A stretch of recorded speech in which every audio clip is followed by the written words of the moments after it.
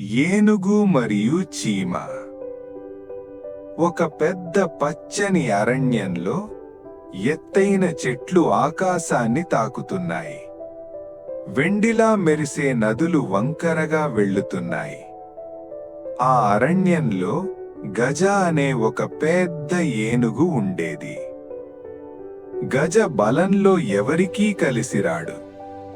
అతను తన సుడితో కొమ్మలు విరగగొట్టేవాడు.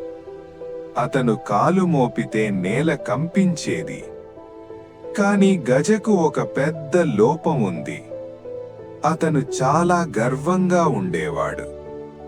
ప్రతి ఉదయం అరణ్యంలో పెద్ద శబ్దంతో తిరుగుతూ, "అరవద్దు, నేను ఈ అరణ్యంలో బలవంతుణ్ణి" అని అరుస్తుండేవాడు. చిన్న జంతువులు భయంతో దూరంగా పారిపోతుండేవి. పక్షులు చెట్ల నుంచి ఎగిరిపోతుండేవి. జింకలు కూడా దాగి ఉండేవి. గజకి ఇవన్నీ చూసి చాలా ఆనందంగా అనిపించేది. ఒక మధ్యాహ్నం గజ ఒక చిన్న చీమర పెను దగ్గరికి వచ్చాడు. అది చూసి గజ బిగ్గరగా నవ్వాడు. ఇక్కడ ఎంత చిన్న జంతువులున్నాయి అని అన్నాడు. చీమలు చిన్నవే కాదు, బలహీనాలు కూడా.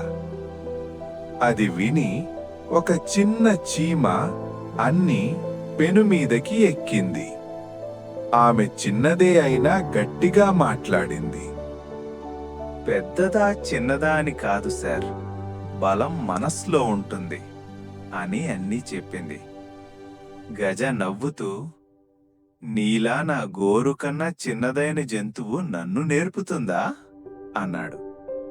అలా చెప్పి గజ చీమల పెనును దగ్గరగా కాలు మోపాడు. నేల కంపించింది. చీమలు పడిపోయాయి. దుమ్ము ఎగిరింది. అన్నీ గాయపడ్డా మళ్ళీ లేచి ఇలా అంది, "గౌరవం నేర్చుకోవాలి గజగారు" అని నెమ్మదిగా అన్నది. కాని గజ వినలేదు. అతను అలా గర్వంగా వెళ్ళిపోయాడు. రాత్రి అయింది. అరణ్యం నిశ్శబ్దంగా ఉంది. చందమామ వెలుగుతో అన్నీ మెరుస్తున్నాయి.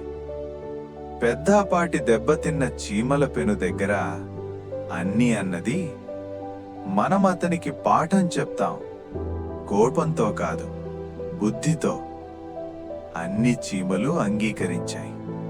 వాళ్ళు సిద్ధమయ్యారు. ఆ రాత్రి అరణ్యం నిద్రలోకి వెళ్ళింది. చందమామ వెలుగులో చెట్లు మెరిశాయి.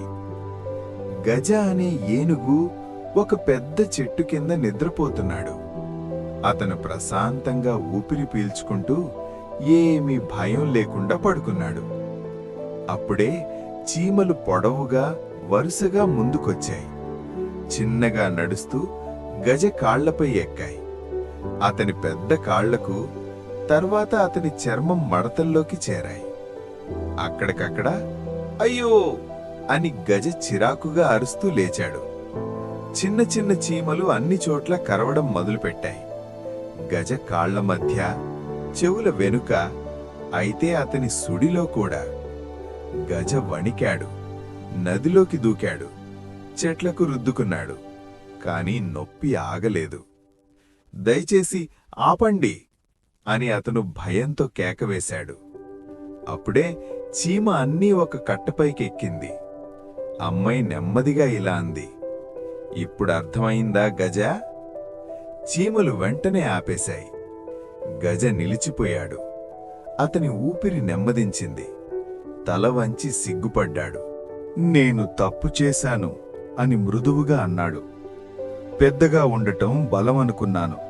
చిన్నవారిని నవ్వుకున్నాను. గౌరవం చూపలేదు." గజ తన పెద్ద మోకాలిపై వంగి చిన్న చీమల ముందు నమస్కరించాడు. "ఇక ముందు" గజ అన్నాడు, "చిన్నవారిని చూసి ఎప్పుడూ చిన్నచూపు చూడను." అన్నీ తల ఊపింది. "నిజమైన బలం" అన్నీ అంది, "ఎప్పుడు నెమ్మదిగా మంచిగా ఉండాలో తెలుసుకోవడం." ఆ రోజు నుంచి గజ మారిపోయాడు. అతను అరణ్యంలో నడుస్తూ చీమల పెన్లు తొక్కకుండా జాగ్రత్తగా చూసేవాడు. చిన్న జంతువులు నదులు దాటేటప్పుడు సహాయం చేసేవాడు. ప్రతి ఒక్కరినీ ప్రేమగా పలకరిస్తుండేవాడు. అరణ్యం మళ్లీ ప్రశాంతంగా మారింది. జంతువులు ఆ పాఠాన్ని ఎప్పటికీ గుర్తుపెట్టుకున్నారు. పాఠం: నిజమైన బలం పరిమాణంలో కాదు, వినయంలో మరియు గౌరవంలో ఉంటుంది. చూసినందుకు ధన్యవాదాలు.